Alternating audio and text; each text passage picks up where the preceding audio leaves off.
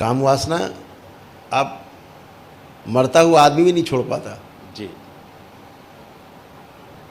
आप बॉडी से private part काट के निकालते तो क्या काम वासना मर जाएगी? तो और बढ़ जाएगी, चिंतन और ज़्यादा बढ़ जाएगा। जी। युद्ध की जब बात चल रही है तो दरबार देखता है कि निकट भविष्य में अतिशीघ्र भारत जैसे देश को भी लोग युद्ध के लिए पुनः से उकसा रहे हैं और पुनः से युद्ध जैसे भीषण हालात बन सकते हैं। युद्ध करने वाले देशों के प्रमुखों को एक साथ बिठाया जाए, दरबार भी साथ बैठे, तो युद्ध होगा ही नहीं। जीडीपी बढ़ रही है, देख देख के मोहित हो रहे हैं, प्रसन्न हो रहे हैं। हमारा जीडीपी दर बहुत ऊंचा है, हमने विनाश बहुत किया है, लेकिन उसका नाम विकास है। पूरे विश्व की ये जी गुरुदेव हालत हो गई है। ये विकास नहीं, ये विनाश की दर है। श्रेणी में आते हैं, फिर युद्ध की श्रेणी में उतरते हैं कि हमें ज़्यादा चाहिए, उससे छीन लो तभी मेरी पूर्ति होगी। ये युद्ध का पहला कारण बनता है जी। तो चांद पर धरती बसानी है, अभी धरती को नष्ट किया है, कर रहे हैं, अब चांद की बारी है।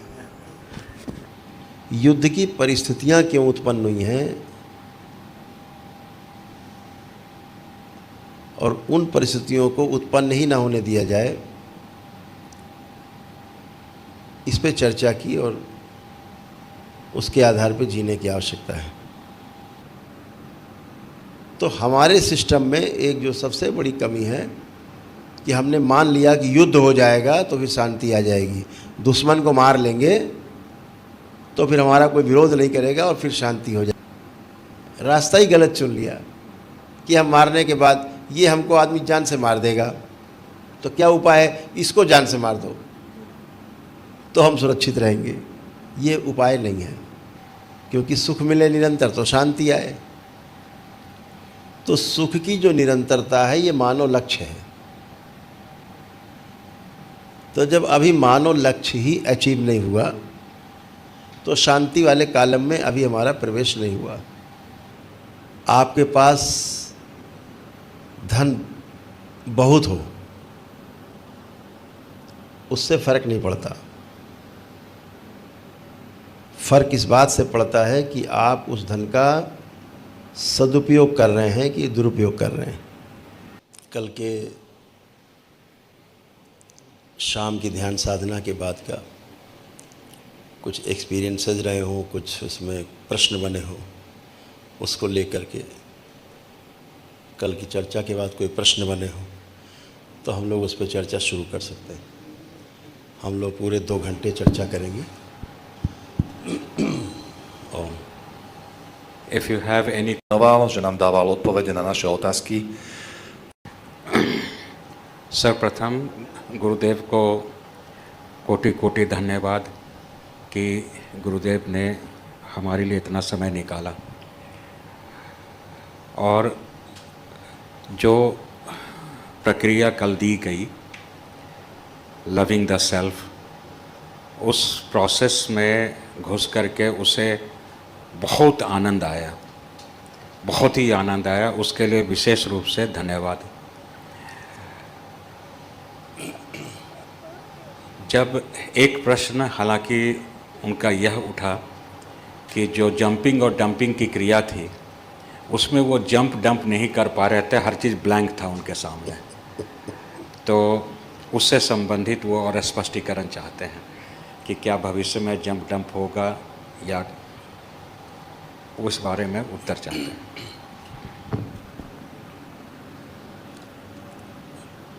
जंपिंग डंपिंग जो ध्यान है दरबार का वो है ही इसीलिए कि आप ब्लैंक हो जाए। तो ये इनके ध्यान की सफलता है कि ये ब्लैंक हो जा रहे थे। जैसे कि कल भी हमने बताया था कि कोई चित्र नहीं बनेगा, चित्र नहीं बनेगा मतलब ब्लैंक है। तो चित्र बनने ना दिया जाए, अंदर चित्त में कोई स्मृतियाँ स्टोर ना हो, एक टाइम बीइंग उसके एक प्रोसेस में तो उतने समय में कोई चित्र आप में अंकित नहीं हुए तो आप ने मैदान मार लिया। हाँ। और ऐसे ही ये एक विधि है कि कोई विचार आ रहा है हम जंप कर जाएं। ये तो ध्यान की एक विधि है। लेकिन जंपिंग डंपिंग में क्या है कि कोई विचार आ रहा है खराब, तुरंत जंप कर गए, अही कहीं और, वहाँ भी नहीं रुक पाए, कहीं और जंप कर गए, उधर भी नहीं रुकना है और जंप कर गए। इतना जंप करते करते निकल जाएंगे कि जहाँ आप फंसने जा रहे थे विचारों के भंवर में, वो पता नहीं कहाँ छूट जाता है पीछे और आप आनंद में चले जाते, ब्लैंक हो जाते। तो आप किसी भी विचार की पकड़ में नहीं आते, विचार को आप पकड़ लेते हैं। ये इसका फ़र्क पड़ता है। इसलिए ब्लैंक होना ही इसका परिणाम है। Next. Další otázku, prosím. Co je příčinou této nemoci a jak se vyléčit? Jaroslav का प्रश्न था कि जो दरबार के भक्त हैं, शिष्य हैं, वो तो बाबा माँ के सामने संकल्प करके अपने रोग से मुक्ति पा सकते हैं, लेकिन वैसा क्या अन्य मानव के लिए क्या रास्ता है? जैसे उदाहरण के लिए इनके अपने कोई मित्र हैं जो पार्किंसन के शिकार हैं और ये चाहते हैं कि उनकी सहायता कैसे हो सके, उनके लिए क्या मार्ग हैं?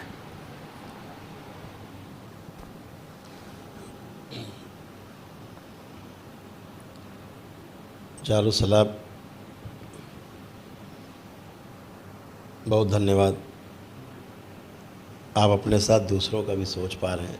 Thank you very much. Thank you, Jaroslav, that you are able to think. दरबार की एक व्यवस्था है कि जो लोग दरबार से नहीं जुड़े हैं, कभी दरबार आए नहीं हैं,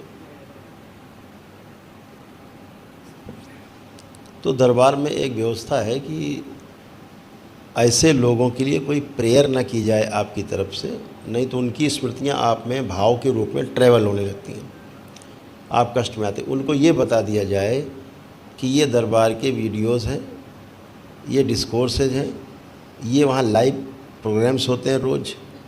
अगर आप ये देखेंगे तो इसके देखने मात्र से देखते देखते और आप धीरे धीरे रोग मुक्त होने लगेंगे, कष्टों से मुक्ति पा सकते हैं।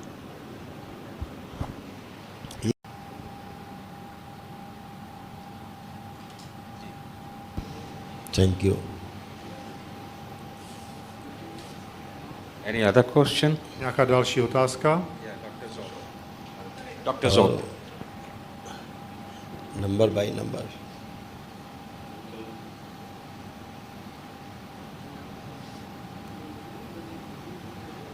Já bych chtěl poděkovat Gurudevovi za včerejší cvičení milujícího srdce a na to bych navázal. Doctor जोत, आपको कोटि कोटि धन्यवाद कहते हैं। और उनका यह प्रश्न लव योर सेल्फ का के संबंध में है कि क्या स्वयं को बहुत ज़्यादा प्यार करने की प्रक्रिया में अहंकार कहीं और बढ़ तो नहीं जाएगा?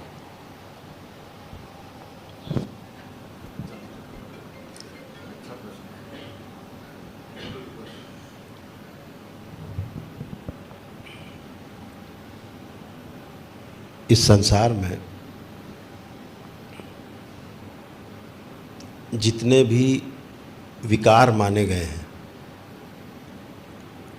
वो असल में विकार है नहीं। इसको बहुत ठीक ठीक समझ लेना है। विकार सिर्फ इतना है कि हम मात्रा से अधिक उसका दोहन कर रहे हैं या दुरुपयोग कर रहे हैं। आपके पास धन बहुत हो, उससे फ़र्क नहीं पड़ता। फ़र्क इस बात से पड़ता है कि आप उस धन का सदुपयोग कर रहे हैं कि दुरुपयोग कर रहे हैं। उसके कम ज़्यादा से फ़र्क नहीं पड़ता। हमारे महापुरुषों को अपनी साधना काल में अपने जो जो अनुभव हुए उन्होंने ग्रंथ में लिखे हैं। कहीं कहीं उनके प्राथमिक काल के भी अनुभव हैं। तो इसलिए किताब पढ़ के भ्रम होता है। इसलिए ठीक से समझना है कि किताब में लिखी हुई हर चीज़ पूर्ण नहीं है। किसी ने अपने साधना के प्रथम खंड में ही, शुरुआत में ही चीज़ों को लिख डाला। वह जो लेखन था वो विकार युक्त था, पूरा समझा हुआ नहीं था। ऐसी पुस्तकें भी हैं, ऐसी पुस्तकें भी हैं जिन्होंने साधना के अंत में कुछ लिखा ही नहीं, लिखने की इच्छा ही नहीं बची, तो रह गया। आगे परंपरा में चला गया तो किसी ने बोल दिया, किसी ने सुन लिया, उसने लिख दिया, उसके साथ कुछ उसने अपना भी मिला दिया। तो संकट ये है कि जिन्होंने पूर्णता के अर्थ में लिखने की कोशिश की वो लिख ही नहीं पाए। पूर्णता के अर्थ में तो जो अंदर है भाव के रूप में व्यक्त हो सकता है। लिखने वाला मामला थोड़ा टेढ़ा है। मैं पिछले 3 वर्षों से कोशिश कर रहा हूँ कि एक पुस्तक लिख लूँ। 15-20 पन्ने लिख पाए होंगे, नहीं लिख पाते। आपसे भाव के रूप में व्यक्त कर सकते हैं, प्रश्नोत्तर के रूप में व्यक्त कर सकते हैं। इसीलिए दरबार ने तय किया कि जो प्रश्नोत्तर रूप में हम आप चर्चा करते हैं, जो दरबार में लेक्चर होते हैं दरबार के द्वारा, वही लिपिबद्ध कर दिए जाए। तो ये संकट पीछे रहा है कम और ज़्यादा का। तो प्राथमिक स्तर पे यही समझ में आता है साधक को कि अहंकार एक हमारे लिए विकार है और इसको बढ़ने ना दिया जाए। धन विकार है, इसलिए ज़्यादा धन संचय ना किया जाए। बात कम ज़्यादा की बिल्कुल नहीं है, बात है आपके दुरुपयोग और सदुपयोग की, कि आप उसका सदुपयोग करना जानते हैं कि नहीं। यदि आप उसका सदुपयोग करना नहीं जानते हैं तो फिर एक ही काम कर पाएंगे कि आप उसका दुरुपयोग ही करेंगे। इसलिए सदुपयोग की विधि को जानना है। अहंकार कम होगा ज़्यादा होगा उससे आपको कोई फ़र्क नहीं पड़ता है। Thank you. तो जितने भी हम विकार मानते हैं, विकार इसलिए कहे गए हैं कि जब महापुरुषों ने ये देख लिया कि अधूरे लोगों ने कि जब हमसे नहीं सधा तो सामने वाले से कैसे सधेगा, तो सीधे कह दिया भैया इसको कम करो। तो लोग कह देते हैं ना कि ज़्यादा धन संचय अच्छा नहीं है। ये जो कहते हैं कि धन संचय अच्छा नहीं है, उनके पास प्लानिंग नहीं है। धन को कैसे सदुपयोग करेंगे इसकी प्लानिंग नहीं है। सीमित उनके पास योजनाएं हैं। कहते इतना काफ़ी है, ज़्यादा आएगा तो दुरुपयोग होगा। तो इसलिए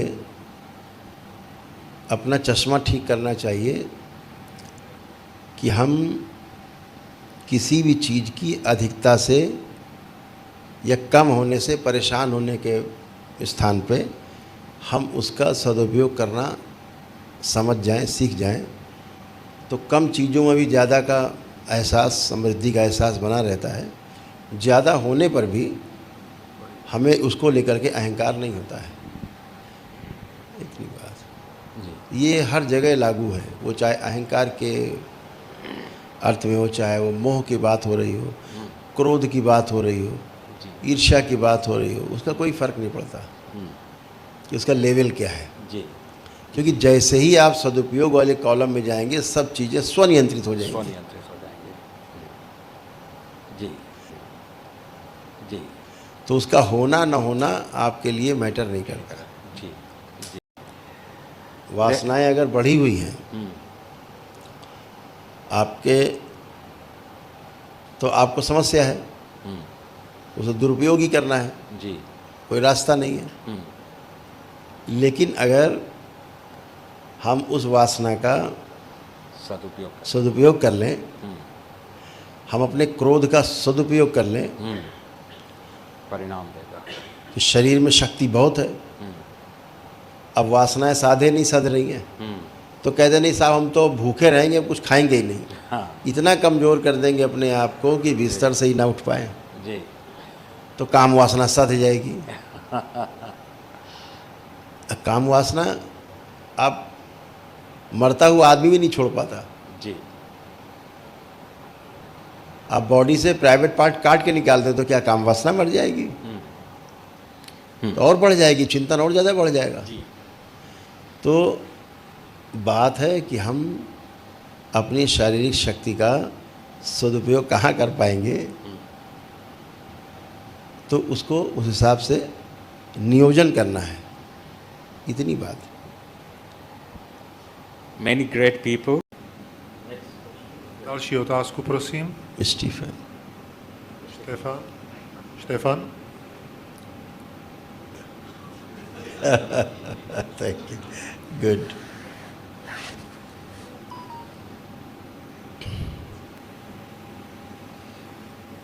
Gurudeve, děkuji taky za včerejší cvičení samozřejmě a Stephen का प्रश्न दो भागों में है। प्रथम भाग में गुरुदेव का अनंत कोटि धन्यवाद करते हुए पर्टिकुलरली लव योरसेल्फ साधना में उन्होंने काफ़ी परिवर्तन महसूस किया और उसको वो ऑब्ज़र्व कर पाए आज सुबह जब वो नाश्ता कर रहे थे, और प्रत्येक कण को बहुत ही इंजॉय करके बहुत ही आनंदित होकर भोग रहे थे कि वह उनके स्वयं के लिए है, उनके शरीर के लिए है, और उसमें उनका कई गुना रस बढ़ा हुआ था आनंद का। उसके लिए बहुत बहुत धन्यवाद। प्रश्न का दूसरा भाग है कि वो स्वयं चूँकि अपने कंट्री के डिफेंस मिनिस्टर हैं, तो एक डेटा जो पिछले 5 वर्षों में पूरा विश्व युद्ध की आग में जल रहा है अलग अलग क्षेत्रों में, कभी कहाँ, जो काफ़ी डरावना चित्र प्रस्तुत कर रहा है पूरी मानवता के लिए।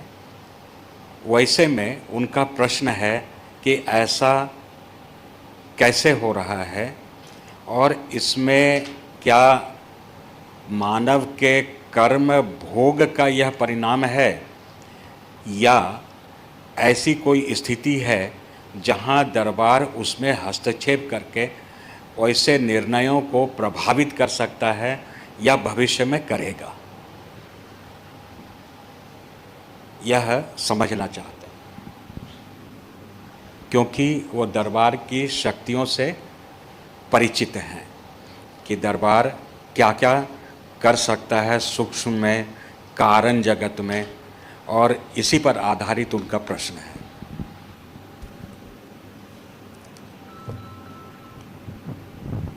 Thank you Stephen.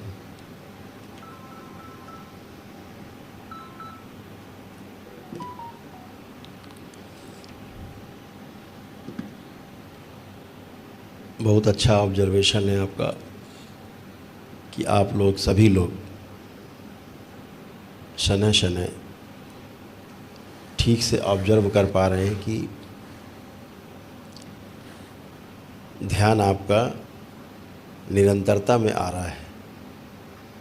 केवल सेशन में ध्यान करने के लिए नहीं होता, सेशन तो प्रैक्टिस के लिए है, फिर उसके सदुपयोग के लिए ध्यान के हम उसको निरंतरता में लाते हैं तो उसकी पूर्णता होती है ध्यान की।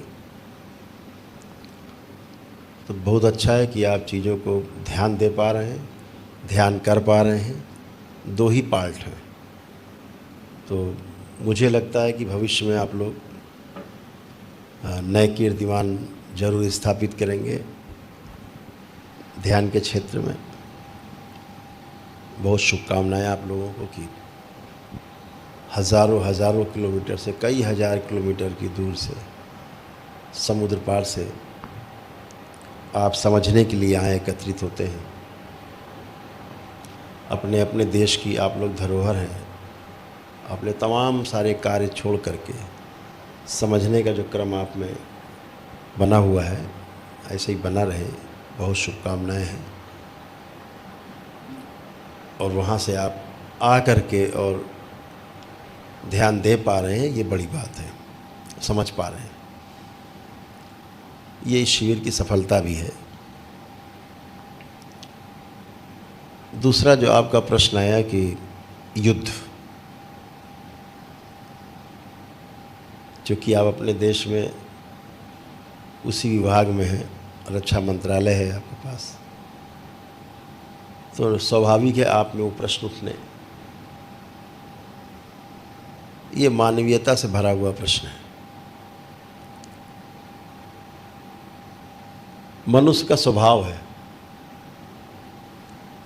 कि मनुष्य समस्या में रहना नहीं चाहता, ये व्यवस्था है।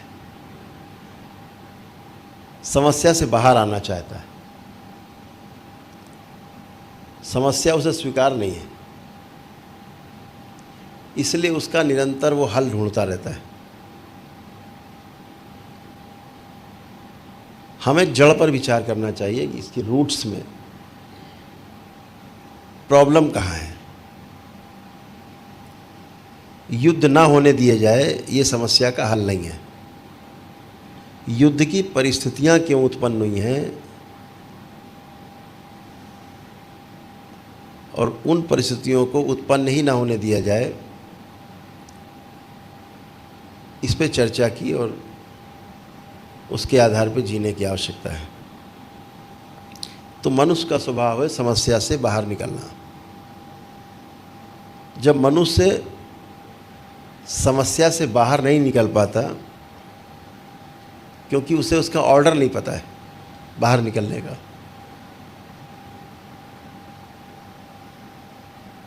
तो फिर वो हरकतें उलूल जुलूल करता है। फिर उसने जो समझा है, सीखा है, पढ़ा लिखा है, सुना है, उसके आधार पे वो त्वरित निर्णय लेता है।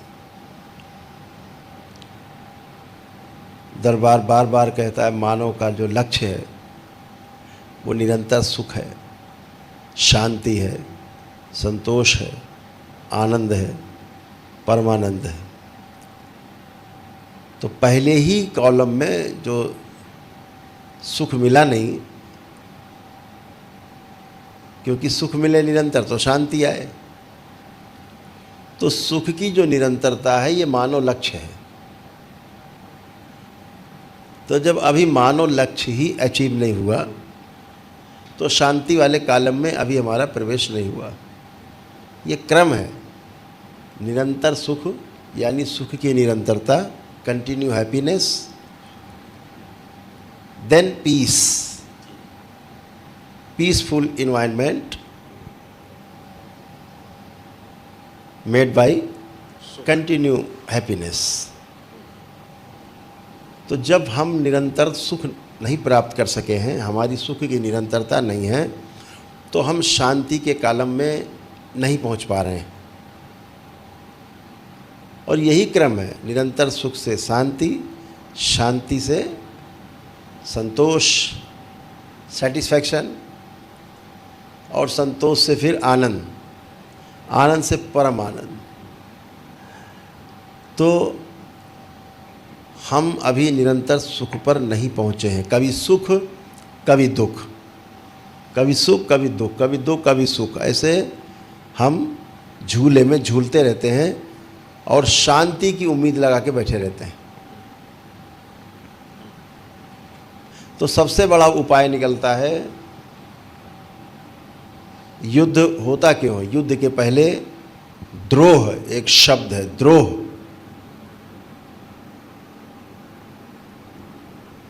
द्रोह कहाँ से पैदा होता है? आशंकाओं से। किसी व्यक्ति के प्रति आशंका है तो फिर द्रोह उत्पन्न होगा। द्रोह जब अंदर अंदर काफ़ी भारी हो जाएगा, बढ़ जाएगा, तो फिर विद्रोह होगा।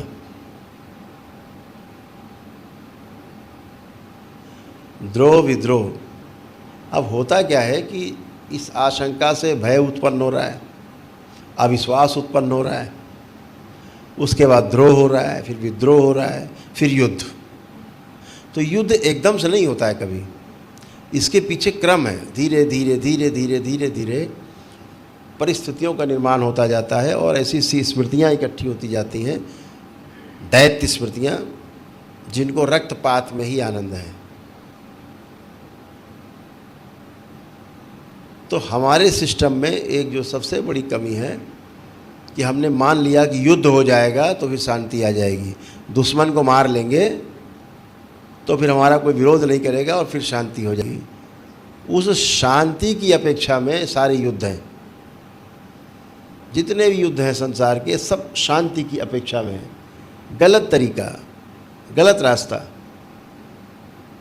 रास्ता ही गलत चुन लिया कि हम मारने के बाद ये हमको आदमी जान से मार देगा, तो क्या उपाय है, इसको जान से मार दो तो हम सुरक्षित रहेंगे। ये उपाय नहीं है, ये अपराध है। ये आप और ज़्यादा बड़े संकट को निमंत्रण दे रहे हैं। तो युद्ध सलूशन नहीं है, क्योंकि युद्ध के बाद भी शांति ही होती है, वार्ता ही होती है, वार्ता के बाद फिर शांति। तो ये वार्ता तो पहले भी हो सकती है, लेकिन जो ये उन्माद पैदा हुआ है, ये उन्माद पैदा हुआ है हमारा संबंधों के बिखराव के कारण। संबंध आपस में महसूस नहीं करते तो हम महसूस करते हैं अविश्वास, आशंका। तो समस्या वहाँ पर है मूल में कि हम निरंतर सुख को कैसे प्राप्त करें। ये तो उसका आध्यात्मिक पहलू है कि कैसे हम निरंतरता को सुख की प्राप्त करें, ताकि युद्ध का तो कालम ही खत्म हो जाएगा, युद्ध बचेगा ही नहीं। अब व्यवहारिक उसमें आ जाएं, इसको पूरा कर देते हैं। Gurudev's answer also has two parts.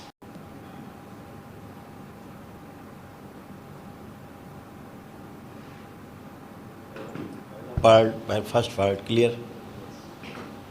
Is the first part clear? Je ta první část jasná? The second part is हमारा व्यवहार निर्मित कैसे होता है। The second part starts with how do we behave? What is our behavior? अर्थात हमें जो शिक्षा और संस्कार मिले हैं वो प्रकृति के पोषण के लिए मिले हैं कि उसके शोषण के लिए मिले हैं। Your behavioral response is directly cognizant with nature. Jestli ji tedy využíváme, anebo jestli jsme v souladu. तो दो ही पार्ट हैं, या तो हम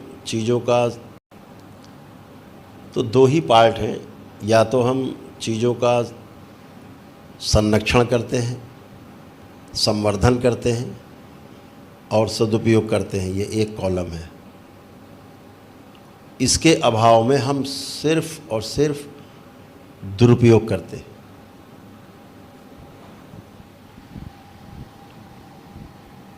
धीरे धीरे दुरुपयोग ही हमारी हैबिट बन जाती है। How are we taught?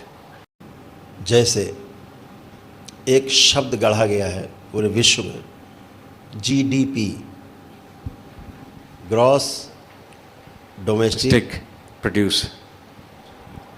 Production. There is, for example, जिसकी दर सबसे ज़्यादा है वो विकसित माना जाता है। the country that has the high Těžší země. प्राकृतिक दृष्टि से देखा जाए तो ये डिमोशन है, डिमोलेशन है और हम चीज़ों को एक्सप्लॉइट करते हैं। ये विकास नहीं, ये विनाश की दर है। इस सृष्टि में विकास सिर्फ एक है कि हम जीव चेतना से मानव चेतना में संक्रमण कर जाएं। Oh, Gurudev. दूसरा कोई विकास नहीं है।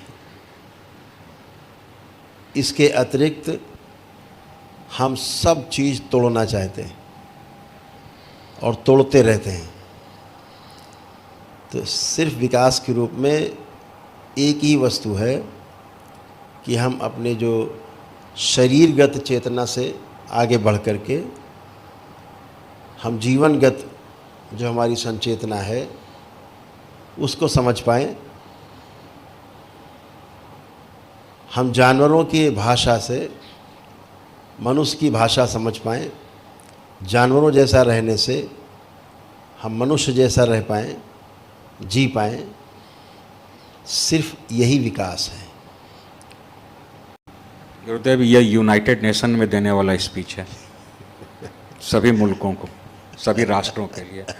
आई said to Gurudev that this what you have just said Gurudev, this is actually meant to be discoursed in United Nations General Assembly. trvalému míru. तो चेतना के विकास के लिए, जो चेतना का विकास है, वो सिर्फ और सिर्फ मूल्य शिक्षा से संभव है। Human values, Human values.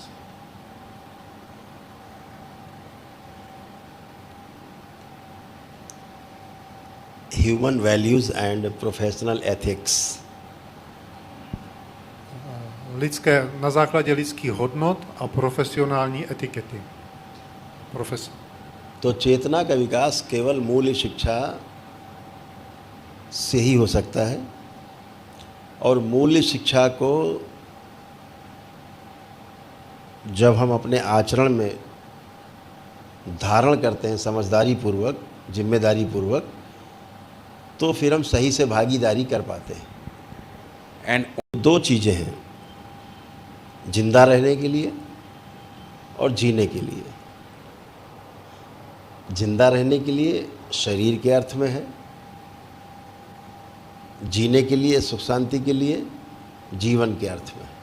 so there are only और दोनों के लिए शिक्षा की आवश्यकता है, संस्कार की आवश्यकता है।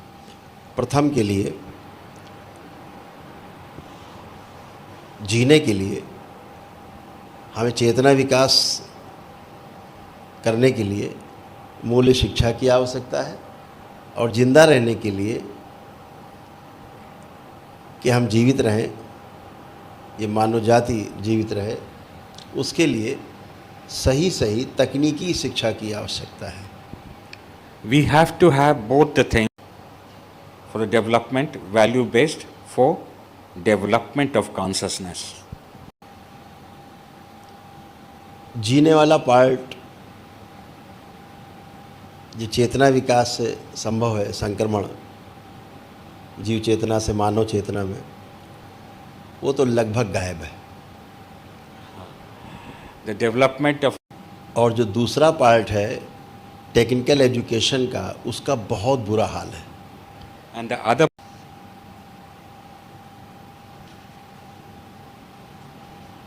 तीन चीज़ें जो एकदम मुफ्त थी, एकदम फ्री, चिकित्सा, शिक्षा और न्याय, आज विश्व की सबसे महंगी श्रेणी में है।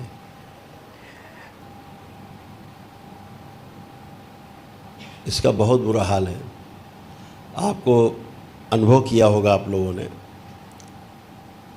घर में एक डाइनिंग टेबल, एक सोफ़ा सेट, 4 कुर्सी, पलंग, हमें दादा दादी से, माता पिता से अपने लिए मिलते थे, बदलते ही नहीं थे।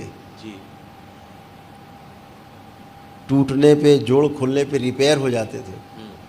चारपाई होती थी, बुनी जाती थी, जी टूट गई फिर बुन दिया। पीढ़ी दर पीढ़ी चारपाई चलती थी, पलंग चलते थे।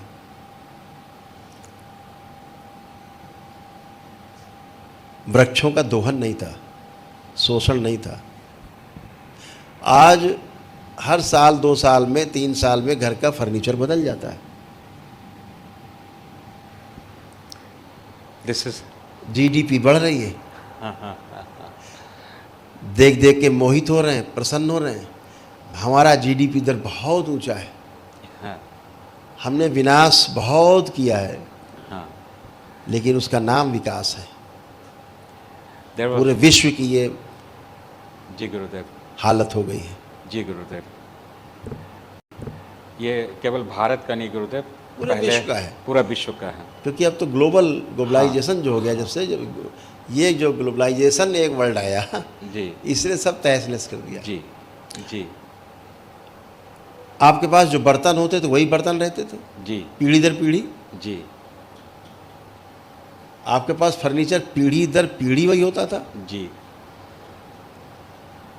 धातुओं का दोहन नहीं होता था, जी आवश्यकता ही नहीं थी। आपके पास जो घर होता था पीढ़ी दर पीढ़ी दर पीढ़ी वही घर रहता था। जी तो नदियों से बालू मोरंग तमाम चीज़ें दोहन, सीमेंट, पहाड़ तोड़ना, गिट्टी तोड़ के लाना, लोहा निकालना धरती से, तो मकानों में जो लगने वाला तमाम ये सामान है इसकी आवश्यकता ही नहीं पड़ती थी। और मिट्टी के मकान होते थे जी मैक्सिमम। जी तो दोहन शुरू हो गए क्योंकि शिक्षा का अभाव हो गया। जहाँ तक मूल्य शिक्षा रही है जी तब तक नहीं हुआ है। तब तक प्रकृति का दोहन नहीं हुआ है, तब तक जीडीपी नहीं आई थी, जी तब तक हैप्पीनेस थी। जी हैप्पीनेस परसेंटेज में नापा जाता था। जी। जैसे भूटान में, आज भी एक देश है जी भूटान में, वहाँ पर जीडीपी नहीं है, जी वो happiness happiness index happiness index है वहाँ। Right yes this is real जी ट्रांसलेट कर राइट वे।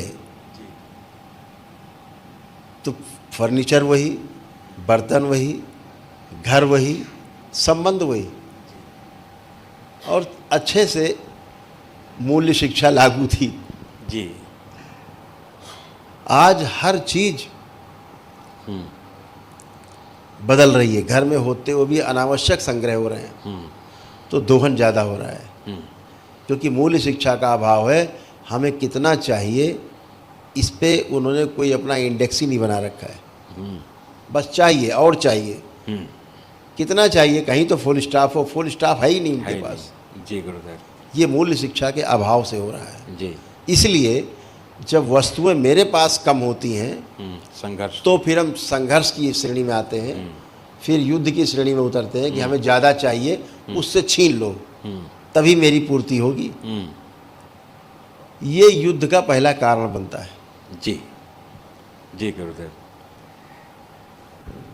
तो अपनी कमियां पूरी करने के लिए हम शोषण करते हैं, और ये शोषण हम प्रकृति का करते हैं और संबंधों का भी शोषण करते हैं।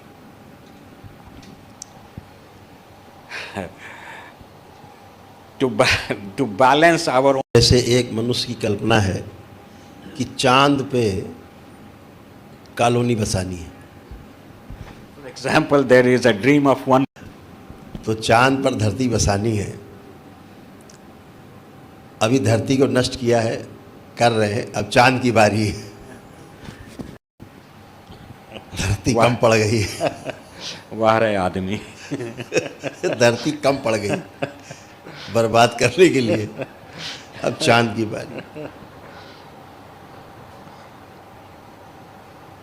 तो समस्या हमारे सदुपयोग और दुरुपयोग के कॉलम पर निर्मित होती है। हमारे पास जब सदुपयोग का प्लान नहीं होता है, योजना नहीं होती है, तो सिर्फ दुरुपयोग होता है। ये बात हम सब समझ चुके हैं। So this is all very और इन सब के पीछे स्मृतियाँ काम करती हैं, एंड देयर आर जिनको दरबार बहुत आराम से हैंडल करता है। एंड सच मेमोरी अगर दो युद्ध करने वाले देशों के प्रमुखों को एक साथ बिठाया जाए, दरबार भी साथ बैठे, तो युद्ध होगा ही नहीं। युद्ध की जब बात चल रही है तो दरबार देखता है कि निकट भविष्य में अतिशीघ्र भारत जैसे देश को भी लोग युद्ध के लिए पुनः से उकसा रहे हैं, और पुनः से युद्ध जैसे भीषण हालात बन सकते हैं। ये शुभ संकेत नहीं है। एंड दिस इज शिक्षा संस्कार का जो जनक है भारत देश माना जाता है, अग्रणी देश एजुकेशन मानवीय मूल्यों की शिक्षा के लिए and human value based amongst all the countries in तो जो वैल्यूज़ आधारित शिक्षा थी उसको समझने के लिए पूरे विश्व से लोग भारत आते थे। There was time आज उसी देश में मानवीय मूल्य आधारित शिक्षा का अभाव हो गया है, the very जिसके कारण समस्याएं बड़ी दिख रही हैं। the very same तो युद्ध को रोका जा सकता है,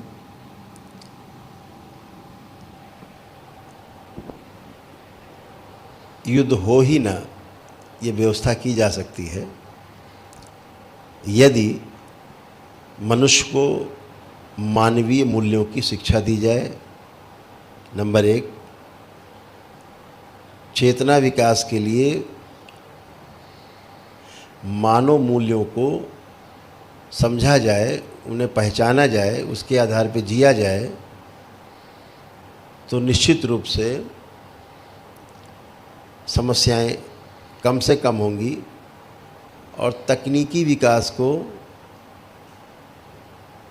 हम व्यवहार के आधार पर, संबंधों के आधार पर, प्रकृति के दोहन के साथ, उसके संवर्धन और संरक्षण के साथ साथ प्रकृति के तकनीकी विकास के लिए हम उसका सीमित दोहन करते हैं,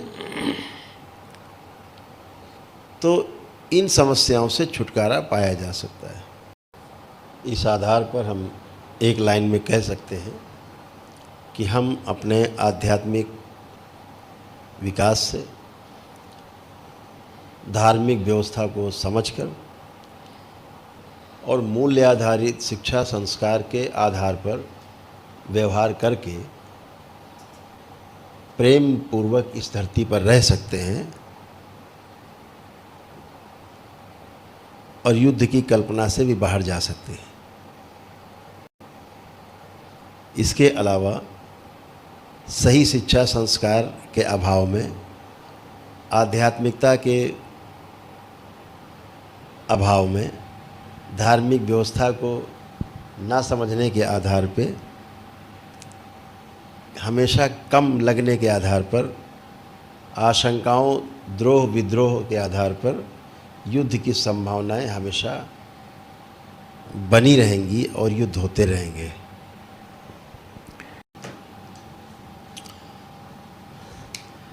बहुत बहुत धन्यवाद स्टीफन, आपके बहुत ही प्यारा प्रश्न था, पूरी मानवता से संबंधित था। आपके इस प्रश्न के कारण हम भी आज थोड़ा चिंतन कर पाए इस विषय पर, इसके लिए भी धन्यवाद। Thank you, Stephen, for this question because that was really concerned with humanity. मुझे लगता है सभी लोग क्लियर हैं, सेटिस्फाइड होंगे।